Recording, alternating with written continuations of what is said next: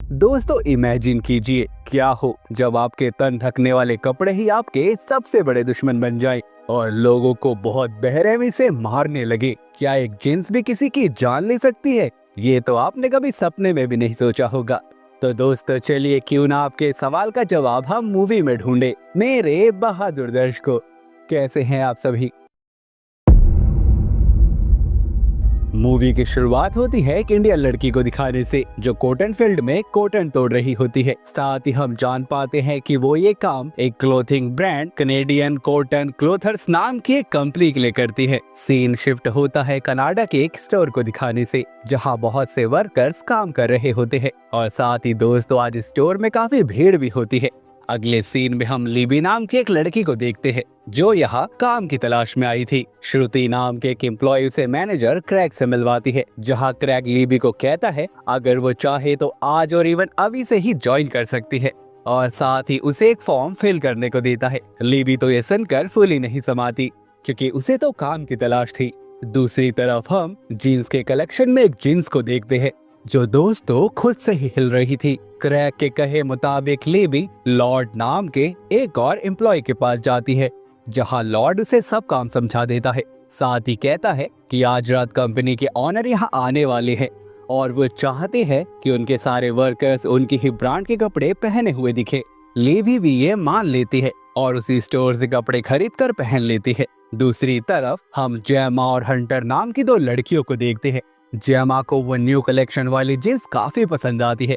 Hunter उसे ऐसा करने से मना करती है पर जेमा तो उसकी एक नहीं सुनती। अगले सीन में हम क्रैग को देखते हैं जो सारे एम्प्लॉय को समझा रहा था कि आज की रात हमारे लिए काफी इम्पोर्टेंट है क्योंकि अगले दिन हमारे स्टोर की एक न्यू जींस लॉन्च होने वाली है। वो आगे बताता है लेकिन तभी जेमा की तबीयत खराब होने लगती है। वो वॉशरूम की तरफ जाती है जहाँ क्रैग उसी कलेक्शन की जींस को पहचान लेता है और कॉल पर जेमा से इसके बारे में पूछता है लेकिन तब तक जेमा वॉशरूम तक पहुंच जाती है और वो क्रैग का कॉल कट कर देती है।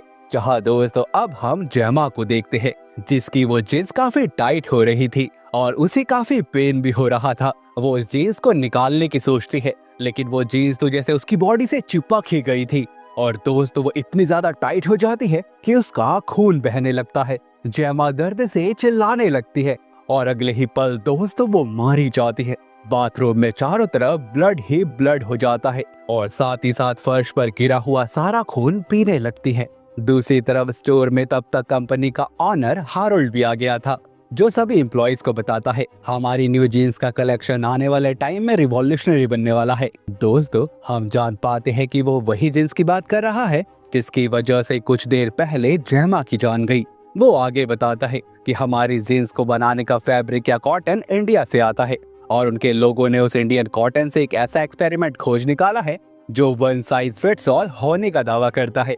यानी दोस्तों स्पेशल कॉटन से बने क्लोथ से बनी जीन्स अब किसी भी साइज और शेप के शख्स को आराम से फिट हो जाएगी जो खुद से ही बॉडी के अकॉर्डिंग शेप ले लेती है। साथ ही वो बताता है कि आज रात 12 बजे एक फेमस सोशल मीडिया इन्फ्लुएंसर उस जीन्स के ब्रांड प्रमोशन के लिए यहाँ आने वाली है और सुबह 8 बजे तक इस स्टोर में लॉकडाउन रहेगा ताकि कोई आ ना सके और ना जा सके फॉर लॉन्च सिक्योरिटी। साथ ही वो क्रैग को समझाता है कि किसी भी तरह की गलती होनी नहीं चाहिए वरना उसकी नौकरी जाने से कोई नहीं बचा सकता। क्रैग ऑनर के जाने के बाद सबको काम पर लगने को कहता है जहां वो नोटिस करता है कि जेमा अभी तक वापस नहीं आई। क्रैग हंटर को उसे देखने भेजता है जहां हम हंटर को वॉशरूम की तरफ जाते हुए देखते हैं। वॉशरूम में से जेमा तो नहीं मिलती पर उसे पास में टंगी वो जींस जरूर दिख जाती है। वो उसके पास आती है लेकिन दोस्त तब हम देख पाते हैं कि जैसे उस जींस ने उसे हिप्नोटाइज कर लिया हो।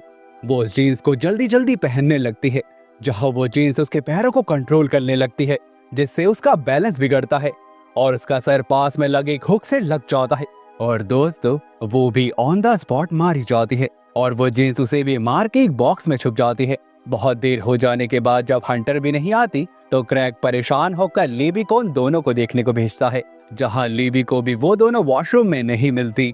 तभी वो पास के एक स्टोर को खोलती है जिसमें दोस्तों से जेमा की लाश बहुत बुरी कंडीशन में मिलती है। इसे देखकर वो काफी डर जाती है वो क्रैक को भी इसके बारे में बताती है। क्रैक भी जेमा की बॉडी को देखता है, लेकिन वो ज्यादा रिएक्ट नहीं करता। और दोस्तों हम जान पाते हैं कि क्रैक बहुत लंबे टाइम से इस कंपनी में काम कर रहा है और वो प्रमोशन चाहता है। अगर पुलिस को इस बारे में पता चला तो वो उनके पूरे स्टोर को ही सील कर देंगे। इसके साथ ही वो लिबी को भी प्रमोशन का लालच देता है और चुप रहने को कहता है। वो कहता है हम सुबह तक कुछ नहीं कर सकते। फिर वो दोनों लाश को एक डस्टबिन में डालकर एक सुनसान जगह छुपा देते हैं जहां उसे कोई भी न देख सके। तभी लॉर्ड उसी बॉक्स को खोलने लगता है जिसमें वो किलर जीन्स छुपी होती है। उस जीन्स को देखकर वो भी हिप्नोटाइज हो जाता है और वो उस बॉक्स को उठाकर उसे ट्राई करने के लिए ले जाता है, जहां लिबी भी उसे ऐसा करते हुए देख लेती है और क्रैक को इसके बारे में बताती है।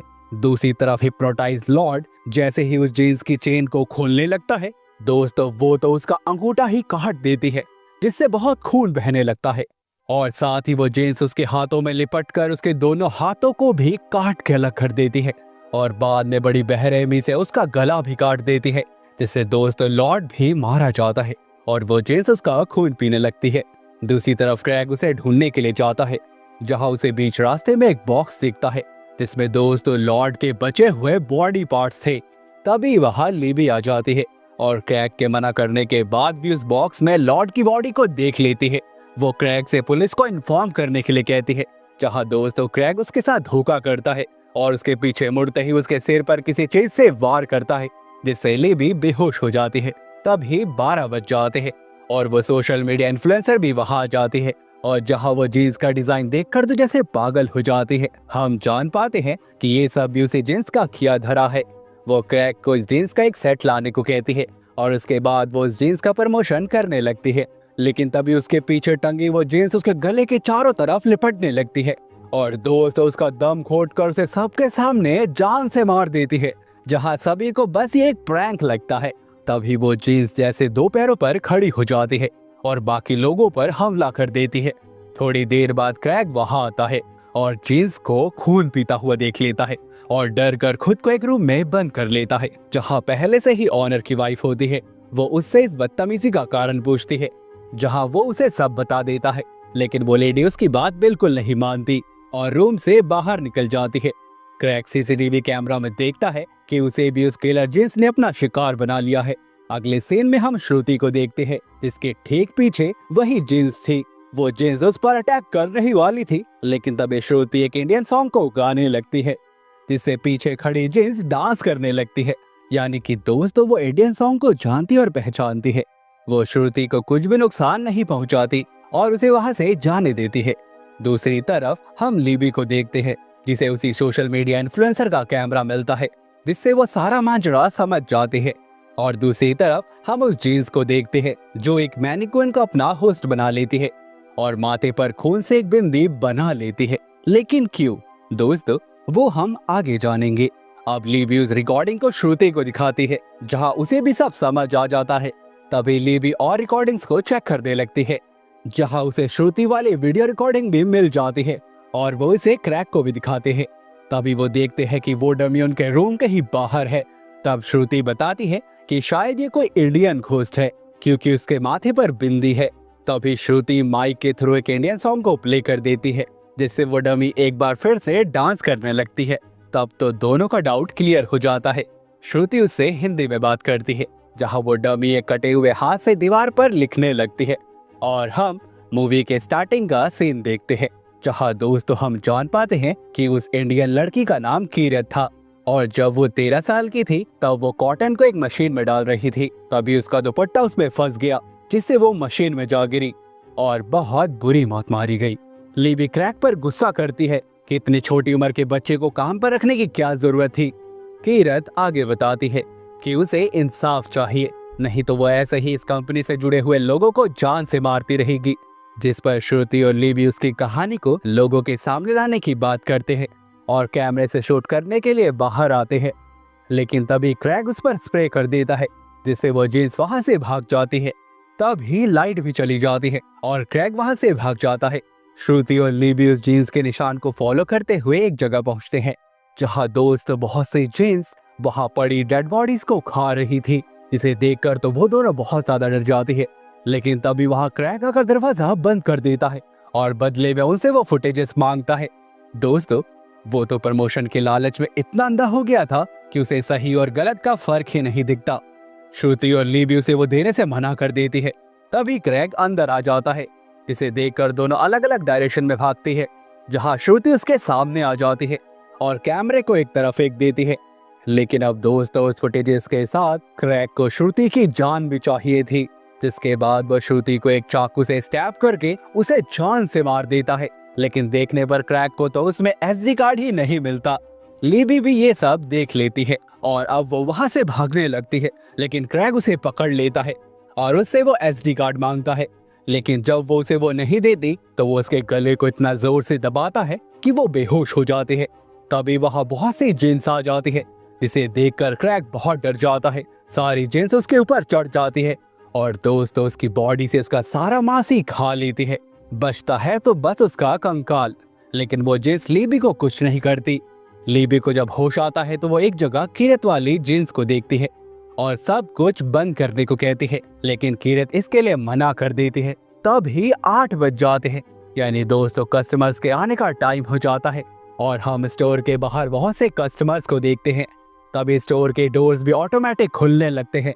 लीबी डोर को बंद करने की बहुत कोशिश करती है, लेकिन भीड़ उसे धक्का मार देती है और उसका सर फर्श से टकरा जाता है। और आगे क्या होना था, उसकी आंखों के सामने किरत और बाकी जिन्स उन सभी कस्टमर को बहुत बुरी मौत देती है।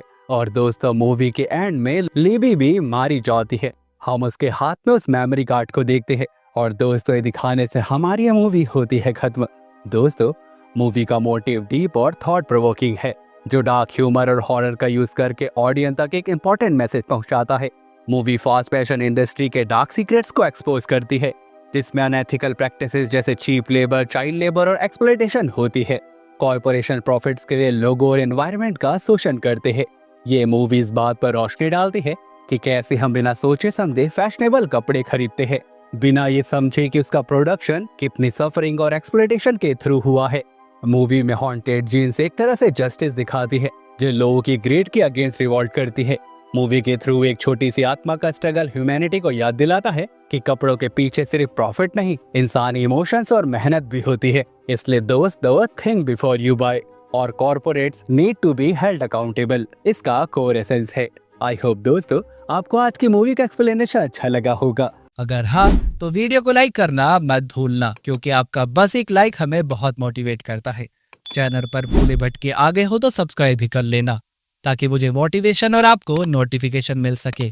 साथ ही नोटिफिकेशन बेल को ऑल पर करना मत भूलना। मैं मिलता हूँ आपसे एक नई वीडियो में एक नई कहानी के साथ। और हाँ दोस्तों, फाइनली Thanks for watching.